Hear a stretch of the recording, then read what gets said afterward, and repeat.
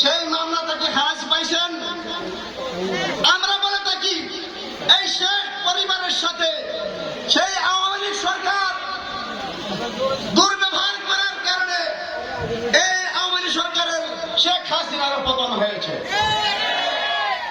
আল্লাহ বাহাদুর হক সাহেবের সাথে একবার দুর্ব্যবহার করার কারণে তোমার গতি কি হয়েছিল, শেষ পারের মতো তার ছেলের সাথে তুমি অন্যায় আচরণ করার কারণে তোমাকে বাংলাদেশ থেকে চোরের মতো পালাইয়া দেশ থেকে চলে দিতে হবে।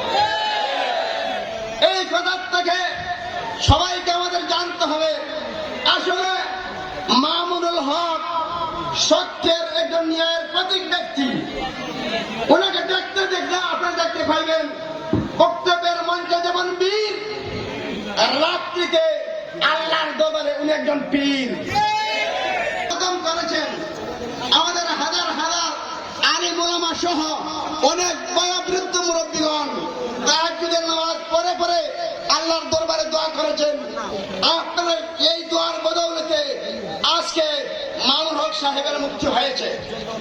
মামুনুল হক সাহেব আসবেন, আপনারা অত্যন্ত সুশৃঙ্খল ভাবে আজকের সভাকে সুন্দর ও সফল করে তোলার জন্য আপ্রাণ চেষ্টা করবেন। আর আমি এই দোকানের উপরে যে সমস্ত বাইরে উঠতেছেন, দোতলার উপরে না উঠাই ভালো।